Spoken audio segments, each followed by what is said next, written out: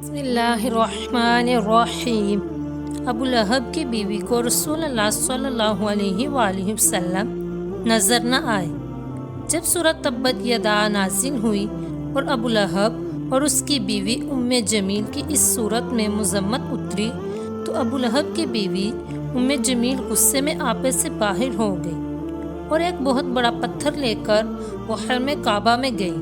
اس وقت حضور اکرم صلی اللہ علیہ وآلہ وسلم نماز میں تلاوت قرآن فرما رہے تھے اور قریب ہی حضرت ابوبکر صدیق رضی اللہ تعالیٰ عنہ بیٹھے ہوئے تھے۔ ام جمیل بڑبڑاتی ہوئی آئی اور حضور اقدس صلی اللہ علیہ وآلہ وسلم کے پاس سے گزرتی ہوئی حضرت ابوبکر صدیق رضی اللہ تعالیٰ عنہ کے پاس آئی اور مارے غصے کے منہ میں جاگ برتے ہوئے کہنے لگی کہ بتاؤ تمہارے رسول کہاں ہیں؟ مجھے معلوم ہوا ہے کہ انہوں نے میری اور میرے شوہر کی ہجو کی ہے۔ حضرت ابوبکر صدیق رضی اللہ تعالیٰ عنہ نے فرمایا کہ میرے رسول شاعر نہیں ہیں کہ کسی کی ہجو کرے۔ پھر وہ غیظ و غضب میں بری ہوئی پورے حرم کعبہ میں چکر لگاتی پھری اور بکتی جگتی حضور صلی اللہ علیہ وآلہ وسلم کو ڈھونڈتی پھری، مگر جب وہ حضور صلی اللہ علیہ وآلہ وسلم کو نہ دیکھ سکی تو بڑبڑاتی ہوئی حرم سے باہر جانے لگی اور حضرت ابوبکر صدیق رضی اللہ تعالیٰ عنہ سے کہنے لگی کہ میں تمہارے رسول کا سر کچلنے کے لیے پتھر لے کر آئی تھی، مگر افسوس کہ وہ مجھے نہیں ملے۔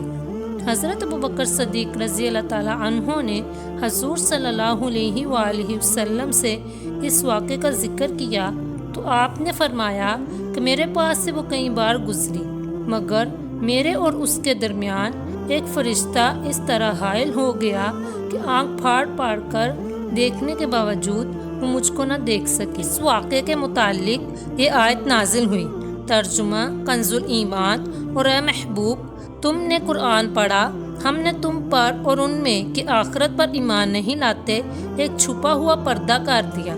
ام جمیل انگاری ہوتے ہوئے اور آنکھیں پھاڑ پھاڑ کر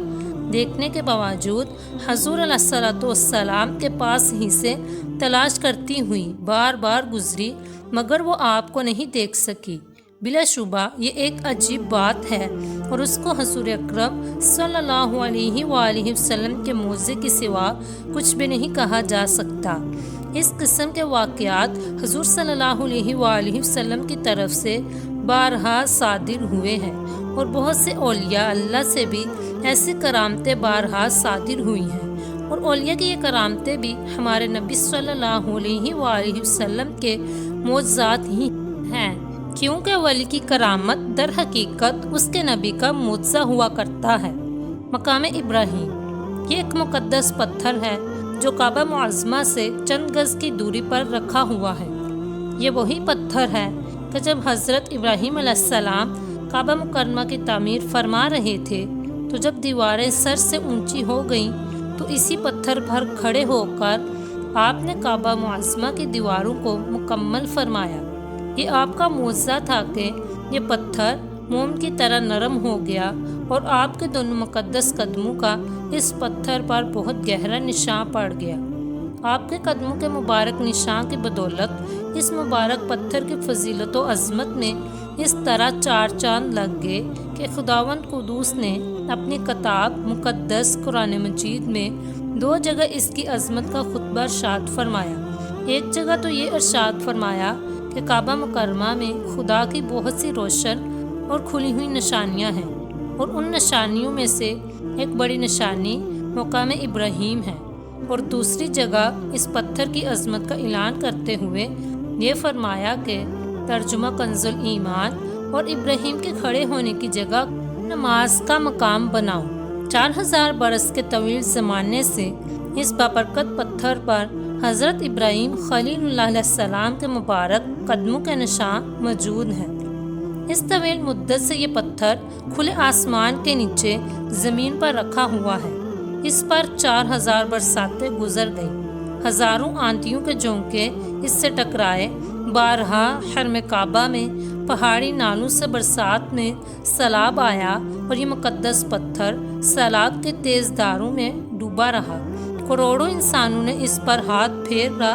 مگر اس کے باوجود آج تک حضرت خلیل علیہ السلام کے جلیل القدر قدموں کے نشان اس پتھر پر باقی ہیں، جو بلا شبہ حضرت ابراہیم علیہ السلام کا ایک بہت ہی بڑا اور نہایت ہی معظم معجزہ ہے۔ اور یقیناً یہ پتھر خداوند قدوس کی آیات بیانات اور کھلی ہوئی روشن نشانیوں میں سے ایک بہت بڑا نشان ہے، اور اس کی شان کا یہ عظیم الشان نشان ہر مسلمان کے لیے بہت بڑی عبرت کا سامان ہے کہ خداوند قدوس نے تمام مسلمانوں کو یہ حکم دیا کہ تم لوگ میرے مقدس گھر خانہ کعبہ کے طواف کے بعد اس پتھر کے پاس 2 رکعت نماز ادا کرو۔ تم لوگ نماز تو میرے لیے پڑھو اور سجدہ میرا ادا کرو، لیکن مجھے یہ محبوب ہے کہ سجدوں کے وقت تمہاری پیشانیاں اس مقدس پتھر کے پاس زمین پر لگیں کہ جس پر میرے خلیل حضرت ابراہیم علیہ السلام کے قدموں کا نشان بنا ہوا ہے۔ درس ہدایت: مسلمانوں، مقام ابراہیم کی عظمت شان سے یہ سبق ملتا ہے کہ جس جگہ اللہ کے مقدس بندوں کا کوئی نشان موجود ہو،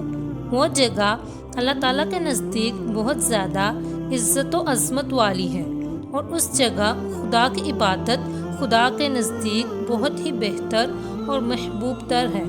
اب غور کرو کہ مقام ابراہیم جب حضرت خلیل اللہ علیہ السلام کے قدموں کے نشان کی وجہ سے